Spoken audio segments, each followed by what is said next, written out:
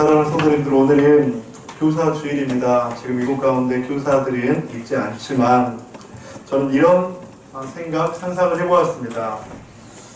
우리 다음 세대 여러분들의 자녀들이 믿음으로 홍해와 같은 세상을 건널 수 있으면 참 좋겠다.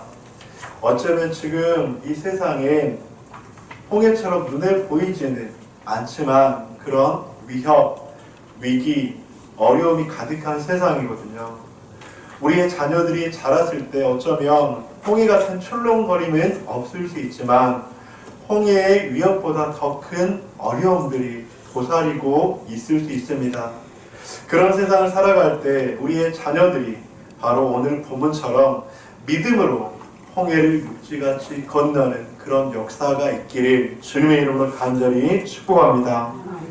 이번 주에 총신 신대원의 제자훈련 동아리 제가 그렇게 지도 목사로 있어서 모임에 다녀왔습니다.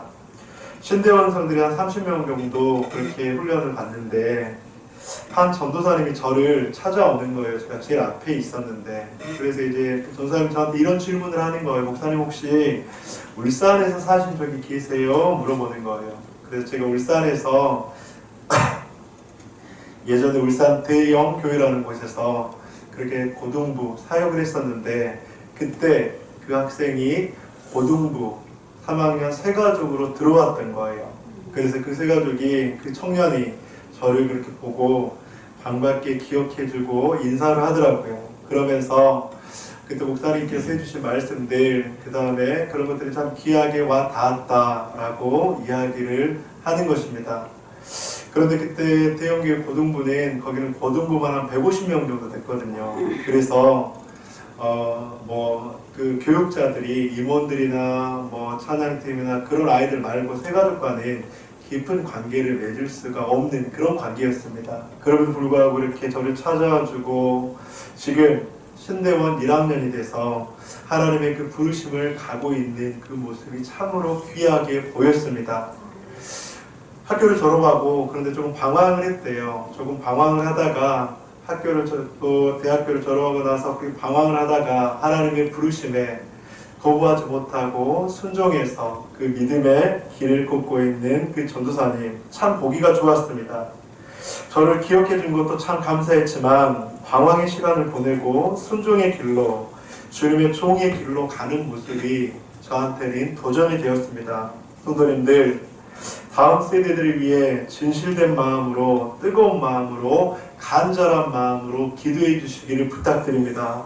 지금은 장난꾸러기와 같고 때론 무슨 생각을 하며 살지 라는 의문이 들기도 하고 그런데 그런 아이들이 교회 학교를 잘 보내고 인생의 사춘기를 잘 보내고 신앙의 사춘기를 잘 보내면 그 아이들은 분명 하나님께 쓰임받는 친구들이 될 줄 믿습니다. 그 아이들은 분명 이 세상 속에서 하나님의 비전을 하나님께 영광을 돌리는 그런 멋진 사람들로 세워줄 줄 믿습니다. 그래서 더 관심을 가져줘야 합니다. 더 기도해 주셔야 합니다. 더 헌신해 주시고 더 섬겨 주셔야 합니다. 한 번의 수련회로 그 아이들이 영생의 선물을 받을 수 있기 때문이에요. 한 번의 수련회로 그들이 인격적으로 하나님을 만날 수 있기 때문이에요. 한 번의 수련회, 한 번의 모임으로 그들이 하나님 안에서 비전을 발견할 수 있기 때문입니다. 그래서 다음 세대들이 믿음으로 홍해를 건널 수 있도록 믿음으로 홍해와 같은 세상을 건널 때 포기하지 않고 그 홍해 속에 수장되는 것이 아니라 홍해를 건너서 승리할 수 있는 다음 세대들이 될 수 있도록 여러분들의 간절한 기도가 필요합니다. 오늘 본문에 나타난 이스라엘 백성들은 그런 쉽지 않는 위기와 장애물 바로 홍해를 만나고 있습니다. 본문의 역사적 배경 출애굽기 14장 2절을 보면 이스라엘 백성들이 바다와 믹돌 사이에 장막을 쳤다고 이야기합니다. 여기서 믹돌은 쉽게 이야기하면 지형 지물을 이용한 천연 요새와 같은 천연 탑과 같은 그런 모습입니다. 그런데 그런 지형 지물이 있는 곳 이런 모습을 보면서 그런데 바로 왕은 그들이 이제 곧 잡힐 것 같은 그런 느낌이 들었는지 좋아하고 있는 것을 볼 수 있습니다. 출애굽기 14장 3절 함께 읽겠습니다. 시작.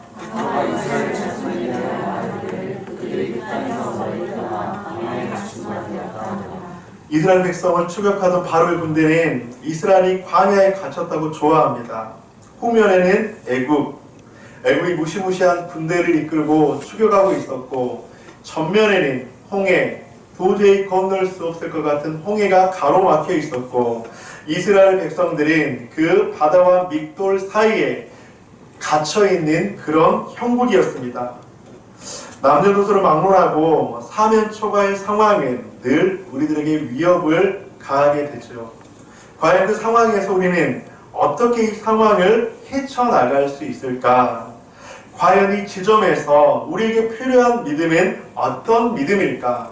오늘 함께 좀 보기를 소망합니다. 그런데 함께 말씀을 보면서 저는 제목을 다시 한번 띄워주시겠어요? 이 제목을 여러분들과 좀 다시 한번 좀 보고 싶습니다. 우리 다시 한번 읽겠습니다. 시작. 여러분, 지난주까지 제가 모세에 대해서 이야기를 했어요. 지지난주.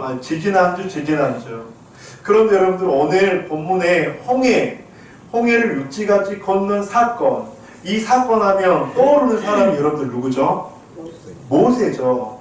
그런데 히브리서 기자는 모세는 홍해를 육지같이 건넜다 말씀하고 있지 않아요. 무엇이라고 말씀하고 있죠? 그들은 믿음으로 홍해를 육지같이 건넜다. 저는 이 말씀을 보면서 굉장한 울림이 되었습니다. 그리고 5월 가정의 날을 맞아서 홍해를 건널 수 있는 것은 혼자 할 수 없는 것이구나. 여러분들의 가정에서 홍해와 같은 일들을 감당했을 때 그 홍해를 건너는 일인 여러분들이 함께 합심하여 기도할 때 가능하게 될 줄 믿습니다. 우리들의 인생 가운데서 홍해를 만날 때 나 혼자는 그 홍해를 건너는 것이 너무나도 힘들다고 하는 것이죠. 성경은 무엇이라고 이야기하고 있습니까? 믿음으로 그들은, 사랑하는 성도님들, 우리 공동체가 오늘 말씀을 통해서 믿음의 공동체 되기를 축복합니다. 믿음의 공동체 되어서 홍해를 함께 건너올 수 있기를 주님의 이름으로 간절히 소망합니다. 바로 믿음이 가능하다고 하는 것이죠. 그렇다면 그 믿음의 공동체가, 믿음의 가정이, 믿음으로 살아가려고 하는 그 동역자들이 어떻게 홍해를 건널 수 있을까? 오늘 부분은 세 가지를 함께 나누고 싶습니다. 첫째는 주님 앞에 조용히 서는 믿음이 필요하다고 하는 것이죠. 광야에 갇힌받은 이스라엘에게 소식이 들려옵니다. 바로 이 군대가 맹추격을 한다. 이제 이스라엘은 꼼짝없이 죽은 목숨이라고 해도 과언이 아니었죠. 14장 10절 여러분들 한번 읽어주시기 바랍니다. 시작.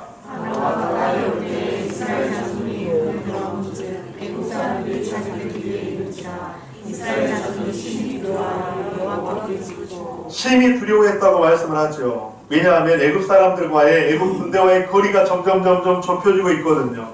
그래서 여호와께 부르짖었다고 말씀을 하고 있습니다. 당연한 반응이죠. 그런데 쉬운 성경을 보면, 현대인의 성경을 보면 이렇게 고백하고 있습니다. 이스라엘 백성이 바라보니 바로와 그 군대가 접근해 오고 있었다. 그러자 그들은 두려워하며 여호와께 도와달라고 부르짖다가 모세에게 이렇게 말하였다. 이집트에 매장지가 없어서 당신이 우리를 이 광야로 끌어내어 죽이려 합니까? 무엇 때문에 당신이 우리를 이집트에서 끌어내어 이 꼴을 당하게 합니까? 여호와께 부르짖는 것은 그리스도인의 정상적인 표현이었습니다. 정상적인 반응이었습니다. 그런데 본문에서는, 현대의 성경에서는 10절에서 뭐라고 이야기하고 있죠? 그들은 두려워하며 여호와께 도와달라고 부르짖다가, 그리고 그런데 부르짖다가 응답이 더디고 애굽 군대가 더 가까워지는 것 같자 하나님을 향한 부르짖음이 무엇으로 바꿔지고 있습니까? 이집트에 매장지가 없어서 우리를 죽게 하십니까? 쉽게 말하면 이런 거예요. 애굽의 군대가 점점 다가오는 것을 보면서 그들의 위협은 더 크게 느껴졌겠죠. 주님 도와주세요, 주님 도와주세요. 그리고 기다려야 하는데 그걸 기다리지 못하고 왜 우리를 애굽에서 이끌어내요? 이 광야에서 죽게 하십니까? 왜 우리를 이 꼴을 당하게 하는 겁니까? 라고 이스라엘 백성들은 고백하고 있습니다. 현대의 성경에서 12절은 이렇게 말씀합니다. 우리가 이집트에서 당신에게 이집트 사람을 섬길 수 있도록 내버려 달라고 하지 않았습니까? 이집트 사람을 섬기는 것이 광야에서 죽는 것보다 낫겠습니다. 내버려 달라고요. 내버려 달라고요. 구원해 주셨다고 감사할 때는 언제고, 우리를 도와주었다고 감사할 때는 언제고, 이제 위협을 당하니까 이스라엘 백성들은 온데간데 없이 내버려 두라니까요, 그냥 두라니까요 라고 이야기하고 있습니다. 그런 이스라엘 백성들을 향한 하나님의 첫 번째 처방이 무엇인지 아십니까? 출애굽기 14장 13절과 14절을 보도록 하겠습니다. 여러분들 한번 읽어주시기 바랍니다. 시작. 모세가 백성에게 너희는 두려워하지 말고 가만히 서서 여호와께서 오늘 너희를 향하시는 구원을 보라. 너희가 오늘 본 애굽 사람을 영원히 다시 보지 아니하리라. 여호와께서 너희를 위하여 싸우시니 너희 가만히 있을지어다. 여기서 보면 두려워하지 말고 행하시는 구원을 보라. 가만히 있어서 가만히 있을지어다. 하나님께서 하신 말씀이세요. 그런데 이 하나님께서 하신 말씀 가운데 반복되는 것이 있습니다. 무엇입니까? 가만히 라는 것이 두 번이나 반복이 되고 있죠. 이 본문을 가지고 여러분들 그런 해석을 해요. 틀린 해석은 아닙니다. 입 닫고 있어, 아무 말도 하지 말고 있어, 그냥 가만히 하나님께서 어떻게 행하시는지 한번 보란 말이야. 네가 뭘 하려고 하지 마. 틀린 해석은 아니에요. 그런데 여러분들 본문은요, 그 의미보다 훨씬 더 깊은 내용을 담고 있다고 하는 거예요. 저기서 가만히 서서 가만히 있을지어다 반복이 되죠. 그런데 저 두 가지 의미는 다른 의미로 해석을 하고 있어요. 먼저 14절에 가만히 있어라고 하는 것은 히브리어 타할리슌이라는 말입니다. 히브리어 타할리슌, 가만히 있으라, 너희는 잠자코 있어라, 잠잠해라, 말이 없다, 귀먹게 하다라는 의미예요. 그러니까 하나님께서 이 전쟁을 하시도록, 하나님께서 애국 군대와 싸우도록, 하나님께서 가로막힌 홍해를 해결하시도록 너희는 가만히 있어라 라고 하는 것이죠. 그런데 여러분들, 가만히 있는 게 쉬운 일은 아닙니다. 가만히 있기까지 내 마음은 어떻게 될까요? 지금 13절에서 말씀하시는 두려워하고 있다는 것, 여러분들 홍해가 앞에 가로막고 있어요. 그리고 뒤에서는 애굽의 군대가 쫓아와요. 점점 그 간격은 좁혀집니다. 그런데 이때 하나님께서 가만히 있으라고 하는 거예요. 어떻게 될까요? 요동치겠죠. 마음은 타 들어가겠지요. 심장 박동수는 점점 빨라지겠지요. 어떻게 해야 하나. 이때 14절에 가만히 있으라고 하는 의미는 여러분들 수동적인 의미의 가만히 있으라는 거예요. 그냥 아무것도 하지 말고 가만히 있어. 그런데 여러분들 13절에서 가만히 있어라는 말이 또 등장하거든요. 근데 이 13절은 히브리어 하트 야츠브라는 말을 사용하고 있습니다. 히브리어 하트 야츠브. 이 말도 가만히 있으라는 건데, 근데 뜻이 좀 달라요. 자신을 나타내다, 하나님 앞에 나아가다, 하나님께 스스로를 내보이다, 자기 자신을 굳게 하다. 여러분 어떤 의미일까요? 그러니까 홍해라는 바로의 군대라는 상황을 해보려는 그 행동, 그 방법, 그 변화를 찾는 것은 다 가만히 있어 라고 하는 의미를 갖는다고 하는 것입니다. 다만 앞에는 홍해가 가로막히고 뒤에는 애굽의 군대가 쫓아올 때 어떻게 하면 이 홍해를 건널까, 애굽을 쳐부실까 하는 그 방법을 찾는 것은 다. 그런데 이때 어떻게 하라고요? 하나님 앞에 나아가는 것, 하나님 앞에 내 스스로를 내보이는 것, 하나님 앞에 믿음을 굳게 하는 것은 하라고 하는 것. 무엇을 말씀하는 것입니까? 우리가 두려움의 상황, 어려움의 상황, 힘든 상황을 만났을 때 그 방법을 내 뜻대로, 내 힘으로, 내 경험으로 해결해 보려고 하는 것은 다. 하지만 이때 하나님 앞에 반응하는 것, 하나님 앞에 부르짖는 것, 하나님의 은혜를 사모하는 것은 더욱더 뜨겁게 간절하게 하나님의 메시지라고 하는 것입니다. 조용히 서라는 것은 홍해와 바로의 군대 앞에서는 잠자고 있어야 하지만 우리의 구원자 되시고 소망 되시고 능력 되신 하나님을 향한 반응은 더욱더 적극적으로 나아가라고 하는 것이죠. 여러분, 수영을 할 줄 모르는 한 사람이 물에 빠졌어요. 여러분, 이때 어떻게 해야 할까요? 여러분, 허우적거리면 허우적거릴수록 빨리 힘이 빠져서 금세 더 침몰할 수 있습니다. 여러분들 정글을 가고 있는데 늪이 있어요. 그런데 나도 모르게 늪지대에 빠졌어요. 이때 그 늪에서 헤어져 나오려고 하면 할수록 더 깊은 늪으로 빠져나갈 수밖에 없다고 하는 것입니다. 이때 많은 전문가들은 그냥 잠시 멈춰 있어, 말을 아무것도 하지 말고 잠시 멈춰 있어 라고 이야기를 하는 것이죠. 상황에 대한 해석, 상황에 대한 해결을 위한 몸부림은 잠시 멈추고 하나님 앞에 조용하지만 간절함으로 절박함으로 나아가는 것, 이것이 바로 믿음으로 살아가는 놀라운 방법인 줄 믿습니다. 두 번째로 오늘 본문 가운데서 어떻게 하면 홍해를 건널 수 있을까? 오늘 본문에서는 무엇이라고 말씀하고 있습니까? 하나님의 음성을 듣는 믿음이 필요하다라고 말씀합니다. 이스라엘 백성이 홍해를 건너기 전에 먼저 배워야 할 교훈은 가만히 있는 것이었습니다. 우리의 입을, 행동을 침묵하고 잠시 멈추는 것이죠. 그런데 여러분들, 왜 이렇게 해야 되는 것일까요? 단순한 멈춤, 쉼이 그 이후의 전부가 아니라는 것을 우리는 먼저는 알아야 합니다. 우리는 조용히 해야 하나님께서 하신 말씀을 들을 수 있어요. 우리가 너무 열심히 하면, 하나님보다 더 열심히 하면 우리 하나님께서 하시는 것들을 보지 못할 수 있다고 하는 것이죠. 그래서 우리는 우리의 열심 가운데 하나님을 초청하고 합니다. 하나님, 저의 계획은 이렇거든요. 하나님, 그러니까 그 날짜에 맞게 이런 응답을 해주셔야 돼요. 하나님, 그리고 그 다음 계획, 그 다음 날짜에는 사람을 만나게 하시고 사람을 보내주셔야 해요. 그리고 하나님, 그 다음 날짜에는 여기에 필요한 물질도 주셔야 돼요. 그리고 이 날짜에 꼭 그것이 성사될 수 있게 해주셔야 돼요. 사랑하는 성도님들, 우리는 하나님께서 말씀하실 시간을 드려야 하지 않을까요? 하나님께서 우리에게 하시는 말씀에 귀를 기울여야 하지 않을까요? 믿음은 들음에서 나며 들음은 하나님의 말씀으로 말미암는다라고 하시는데, 주님께서 이스라엘 백성들에게 무엇이라고 말씀하고 있습니까? 오늘 본문의 14절입니다. 함께 읽겠습니다. 시작. 여호와께서 너희를 위하여 싸우시니 너희는 가만히 있으시리라. 하나님께서 대신 싸우겠다고 말씀하십니다. 사랑하는 성도님들, 하나님께서 여러분들의 인생 가운데 개입하셔서 대신 싸우시는 역사가 있기를 주님의 이름으로 간절히 축복합니다.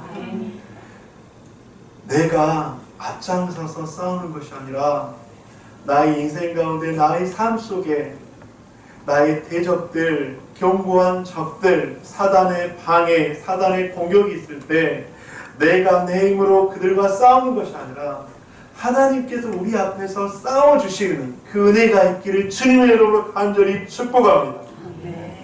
우리는 어떻게 하면 그런데 이 하나님의 음성을 들을 수가 있을까요? 문제는 하나님께서 우리를 위해서 대신 싸워주신다고 하는데 우리가 하나님의 그 음성이 들려지지 않는 것이 문제라고 하는 거예요. 어떻게 하면 하나님께서 우리에게 들려주시는 그 음성을 들을 수 있을까요? 우리는 성경 말씀을 자주 대함으로 하나님의 음성을 듣게 될 줄 믿습니다. 하나님께서 우리의 성령의 내면의 메시지로 우리들에게 말씀하여 주실 줄 믿습니다. 때로는 공동체를 통해서 말씀해 주실 줄 믿습니다. 때로는 지도자를 통해서 말씀해 주실 줄 믿습니다. 우리는 그 음성을 들어야 합니다. 그런데 듣지 못할 때가 많이 있어요. 여러분들, 여기 컵이 있죠. 이 컵에 온통 내 생각, 내 뜻, 내 계획, 그리고 나의 비전이 그냥 가득 차 있어요. 그러면 하나님께서 우리들에게 아무리 말씀해 주셔도 우리는 듣지 못해요. 왜냐하면 여기에 들어갈 공간이 없으니까. 이걸 비우셔야 해요. 여기에 여백이 있어야 해요. 여기에 공간이 있어야 돼요. 그렇게 했을 때 하나님의 음성이 우리의 마음속에, 우리의 내면으로, 우리의 영적인 안목으로 보여지고 들려지게 될 줄 믿습니다. 한 어부가 먼 바닷가에 고기를 잡으러 나아갔습니다. 그런데 갑자기 돌풍이 불었어요. 배가 갑자기 산산조각이 납니다. 그 어부는 가까스로 부서진 배에 나무 조각을 부여잡고 생명을 유지할 수가 있었습니다. 그런데 오래 버티지 못할 상황이었습니다. 구조선이 오지 않으면 그 어부는 못 버틴 채 죽을 수밖에 없었습니다. 그런데 저 멀리서 구조선 한 척이 다가옵니다. 그 구조선에서는 생명의 밧줄을 그 어부에게 던져줍니다. 그 어부는 이제 생각했겠죠. 이제 내가 살았구나. 그런데 이 어부가 살기 위해서는 어떤 행동을 해야 합니까? 밧줄을 붙잡아야죠. 그런데 그 밧줄을 붙잡기 이전에 해야 될 행동이 있었습니다. 자기가 부여잡고 있는 나무를 놓아야 했습니다. 그런데 그 어부는 놓지 못합니다. 왜요? 그 나무를 놓으면 깊은 바다 밑으로 들어갈 것 같아서. 그래서 그 나무를 굳게 부여잡고 저 앞에 있는 밧줄을 부여잡지 못했어요. 저 멀리 구조선에서는 외칩니다. 손에 있는 그 나무 조각을 놓고 밧줄을 붙잡으세요. 그러면 살 수 있습니다. 손에 있는 나무 조각을 내려놓고 밧줄을 붙잡으세요. 사랑하는 성도님들, 그런데 그 어부는 그 밧줄을 부여잡지 못해요. 왜요? 들리지 않거든요. 하나님께서 우리 가운데 말씀하시는 것을 우리의 내면 가운데, 우리의 심령 가운데 말씀하시는 것을 들을 수 있을 때 우리는 그 나무 조각을 내려놓고 생명의 밧줄을 붙잡게 될 줄 믿습니다. 사랑하는 성도님들, 내 것을 내려놓지 않으면, 비워놓지 않으면 하나님의 음성을 절대로 들을 수 없습니다. 비워내야 돼요. 비워내고 거기에 그 여백과 공간에 하나님의 것을 채우실 때 들려지게 될 줄 믿습니다. 어떻게 비워내야 하죠? 그것은 내려놓음입니다. 내 주장을 내려놓고, 나의 마음을 내려놓고, 나의 생각을 내려놓고, 주님께서 나의 주인님이십니다 라고 고백할 때 우리는 그 생명의 밧줄을 붙잡게 될 줄 믿습니다. 사랑하는 성도님들, 하나님의 그 세밀한 음성이 하나님의 말씀으로 여러분들의 내면 가운데, 아니면 어떤 사람들의 통해서 들려지기를 주님의 이름으로 간절히 축원드립니다. 세 번째로 어떻게 우리는 홍해를 건널 수 있을까? 바로 순종하고 앞으로 가는 믿음이 필요합니다. 그분의 음성을 들었다면 이제 우리가 해야 할 일은 무엇입니까? 그분의 지시를 따라 순종해야 합니다. 출애굽기 14장 15절과 16절에서 이렇게 말씀합니다. 함께 읽어보겠습니다. 시작. 여호와께서 모세에게 이르시되 너는 어찌하여 내게 부르짖느냐? 이스라엘 자손에게 명령하여 앞으로 나아가라고 지팡이를 들고 손을 바다로 내밀어 그것이 수강이니라.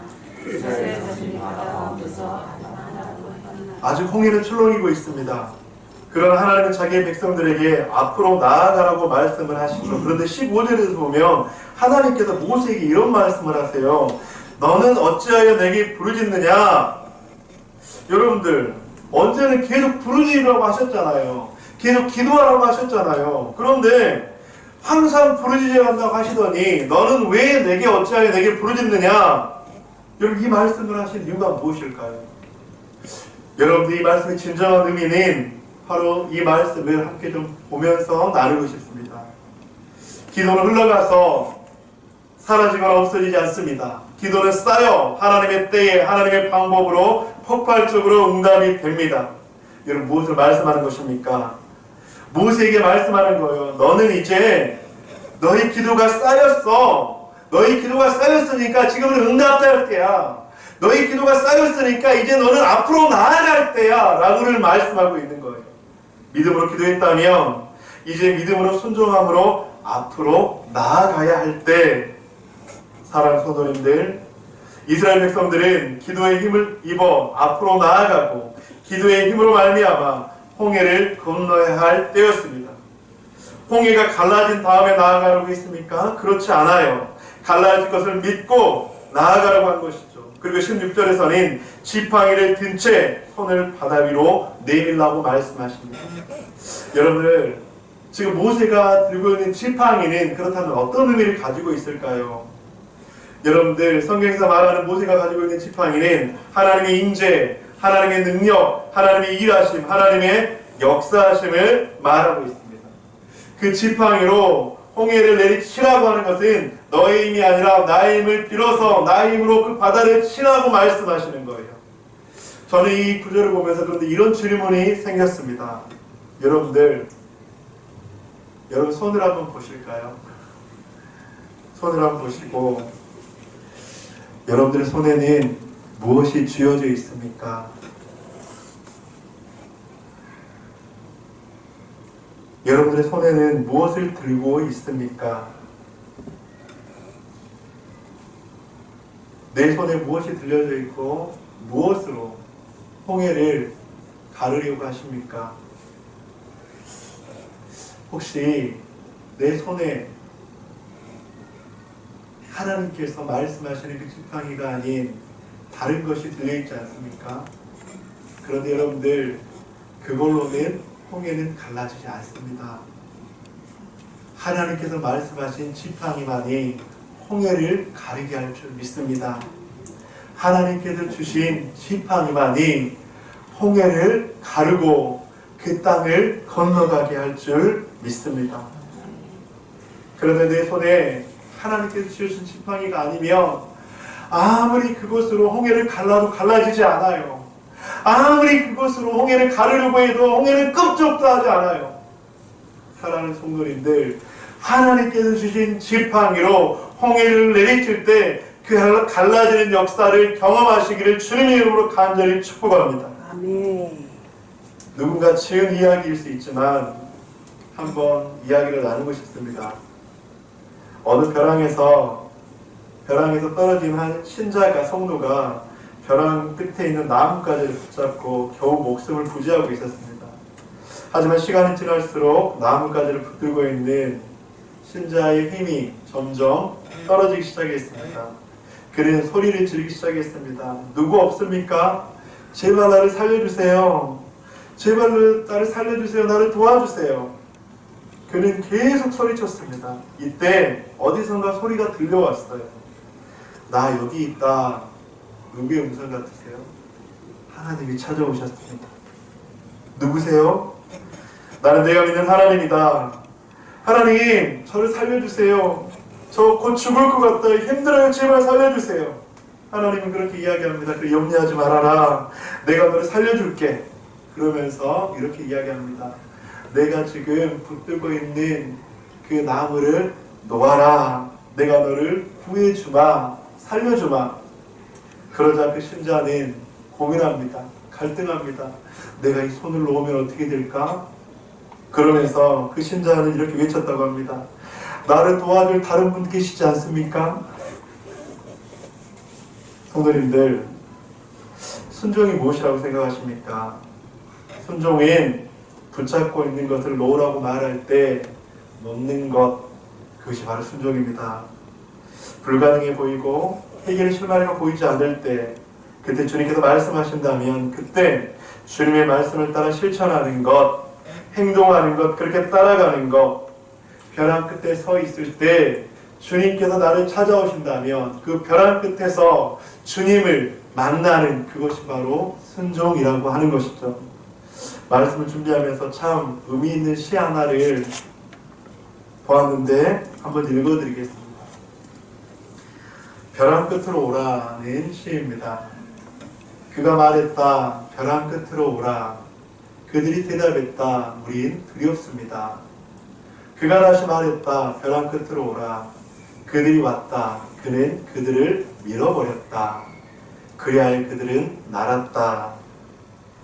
기욤이라는 시인이 쓴 시입니다. 5줄의 짧은 시이지만 참 많은 의미들을 가지고 있어요. 그런데 저는 저 5줄에 제일 마지막 줄을 읽고 난 다음에 한 줄을 덧붙이고 싶었습니다. 그리하여 그들은 날았다. 순종, 믿음은 그들을 날게 하였다. 사랑하는 성도님들, 순종은 우리를 날게 할 줄 믿습니다. 믿음은 우리가 끝이라고 생각하지만 우리들을 더 높은 곳으로 날게 할 줄 믿습니다. 말씀을 마무리하도록 하겠습니다. 홍해 앞에 서 계신 분이 있으십니까? 바로의 추격을 받는 것 같은 성도님이 계십니까? 광야에 갇힌 바 되어서 이제 나갈 길이 없다고 느껴지는 성도님이 계십니까? 나에게 더 이상 미래는 없다고 절망하는 분들이 계십니까? 그렇다면 우리는 어떻게 해야 할까요? 어떻게 믿음으로 나아가야 할까요? 주님 앞에 조용히 서는 믿음이 필요합니다. 둘째로 하나님의 음성을 듣는 믿음이 필요합니다. 셋째로 순종하고 앞으로 나아가는 믿음이 필요합니다. 우리가 이렇게 나아갈 때 주님은 우리를 인도하시고 더 높은 곳으로 나르게 하시고 우리들이 가장 좋은 곳으로 주실 줄 믿습니다. 사랑하는 성도님들, 이번 한 주 이 말씀을 가지고 믿음으로 살아갑시다.